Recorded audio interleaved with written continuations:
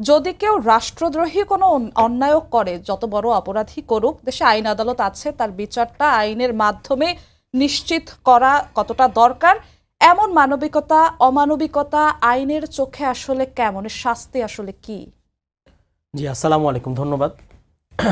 এটা একটি গুরুত্বপূর্ণ বিষয় যে আয়নাঘরের মতো একটি জায়গা তৈরি করে সরকার, তৎকালীন আসলে অবৈধ সরকারই আমি বলবো, যে তারা একটি ভয়ের কালচার তৈরি করার চেষ্টা করেছিলেন।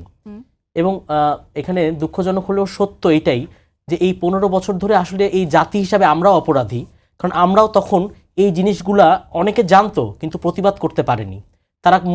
তারা সংখ্যাগরিষ্ঠ মানুষ তখন ভয়ে চুপ থেকেছে, সহ্য করেছে।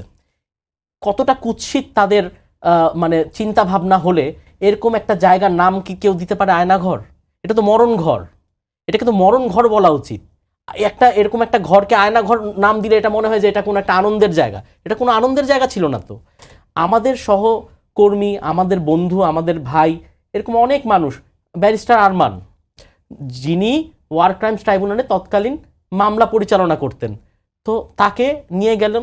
আইনজীবীরাও অনেকে জানতেন, অনেকে এটার প্রতিবাদও করার চেষ্টা করেছেন, কিন্তু আলটিমেটলি আপনি দেখেছেন হয়তো তৎকালীন সময়ে টিউলিপ সিদ্দিকীকে জিজ্ঞেস করা হয়েছিল, তৎকালীন সময়ে গহর রিজভী সাহেবকে জিজ্ঞাসা করা হয়েছিল স্পেসিফিক ইনফরমেশন দিয়ে, কিন্তু সেই ব্যাপারে আমাদের দেশের এই পরিমণ্ডলে যতগুলো চ্যানেল কাজ করেছে, মিডিয়া কাজ করেছে, তারা সেইভাবে কিন্তু এই জিনিসগুলো তখন ফুটিয়ে তোলেননি।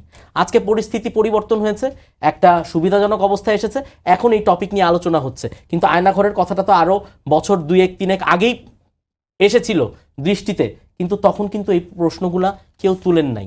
এই জন্য আমরাও লজ্জিত, আমরা দুঃখিত। আপনি যে কথাটা বলেছেন যে রাষ্ট্রদ্রোহিতার মামলা হলেও একজন মানুষের তো আইনগতভাবে তার অধিকার পাওয়ার, আইনগতভাবে তার বিচারটা যাতে নিশ্চিত হয় সেই অধিকারটা তো তাকে দিতে হবে। কিন্তু রাষ্ট্র তখন আসলে এমন একটা কাজ করলো যাতে মানুষ সবাই চুপ করে, অন্যায়গুলো খালি চুপ করে সহ্য করবে, দেখবে, কিন্তু প্রতিবাদ করবে না। এই কালচারটা তৈরি করার জন্যই এরকম ঘরগুলা তৈরি করা হয়েছিল এবং মানুষকে এমনভাবে বন্দি করা হয়েছিল যে কেউ জানবেও না যে এটা আসলে কে নিয়েছে। আজকে জাতিসংঘের যে রিপোর্টটা এসেছে সেখানে আপনারা দেখেছেন যে ওই রিপোর্টেও বলা হয়েছে যে তৎকালীন আইন শৃঙ্খলা রক্ষাকারী বাহিনী যারা কাজ করতেন তারা এগুলাকে নাটক বানাতেন, একজন আরেকজনকে দোষারোপ করতেন। যে নিয়ে যেতেন তিনি বলতেন আমি নেই, নিয়েছে আরেকজন। তারা নিয়ে এক একজনকে বিভিন্ন জায়গায় ঘোরাতেন, ঘুরিয়ে ঘুরিয়ে তারা অদল বদল করতেন যাতে করে কেউ ব্লেমটা নিতে চাইতেন না, এবং কাউকে নির্দিষ্টভাবে যে আপনি বলবেন যে উনি করেছে সেই প্রশ্নটা যাতে কেউ তুলতে না পারে সেজন্য তারা নাটক সাজাতেন। তা আজকে যদি আমরা দেখি আইন শৃঙ্খলা বাহিনীর যারা এই সমস্ত লোকরা যারা জড়িত ছিলেন তারা সরাসরি তৎকালীন অবৈধ সরকারের নির্দেশনা মোতাবেক তারা কাজগুলি করেছেন এবং অনেক ক্ষেত্রে তারা অতি উৎসাহী হয়ে এই কাজ করেছেন। আমরা আদালত থেকে সাক্ষীও তুলে নিয়ে যেতে দেখেছি, কিন্তু সেগুলা নিয়ে তৎকালীন বিচার বিভাগ কেউ একটা প্রশ্ন তুলল না।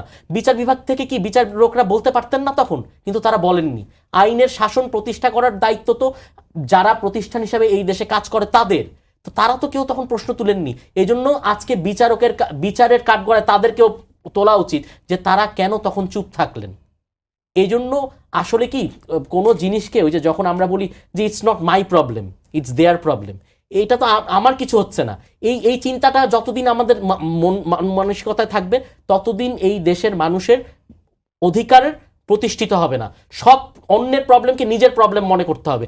যেখানে আইনের ব্যত্যয় ঘটবে সেখানে আপোষ না করে প্রতিবাদ করতে হবে। আর যেদিন মানুষের মধ্যে এই চেতনাটা কাজ করবে যে না এটা পাশের বাড়ির লোকের প্রবলেম না, এটা আমার প্রবলেম, এটা বিএনপি, জামাত, শিবির, ওই কে জঙ্গি, কে নিরপরাধ, এরকম কিছু না, প্রত্যেকটা অন্যায়ের প্রতিবাদ করতে হবে। আজকে আপনাদের মনে আছে একরাম হত্যা মামলা যখন ঘটলো, বাচ্চাটার টেলিফোন কলটা ভেসে আসলো যে কান্না করছে, যে মানে এটা আমি চিন্তাও করতে পারি না যে এরকম একটা ঘটনা ঘটার পরেও একটি সরকার এতদিন ধরে দেশ চালালো, মানুষগুলা আমরা সবাই সহ্য করলাম, মিডিয়াতে এটা নিয়ে কোনো তোলপাড় হলো না। এরকম একটা ঘটনা যদি পার্শ্ববর্তী দেশ বা পৃথিবীর উন্নত দেশে ঘটতো, ওই সরকার পরের দিন পতন হয়ে যাওয়ার কথা ছিল। আমি ধিক্কার জানাই এই ঘটনাগুলো যে ঘটেছে সেগুলোর জন্য, এবং আমি সবসময় বলতে চাই যে এরকম ঘটনা ঘটার আগে আমাদের আইনের শাসন এবং প্রতিষ্ঠানগুলোকে নিরপেক্ষভাবে কাজ করতে হবে।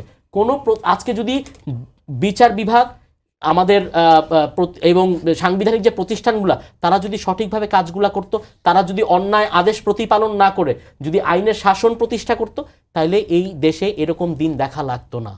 আইনের চোখে এর শাস্তিটা কি? আইনের চোখে শাস্তি এখন প্রমাণিত হলে এসব শাস্তি তো এখানে তো মৃত্যুদণ্ডই নিশ্চিত করতে হবে, কারণ এই লোকগুলাকে তো এই লোক, এটা তো একটা হত্যার শামিল।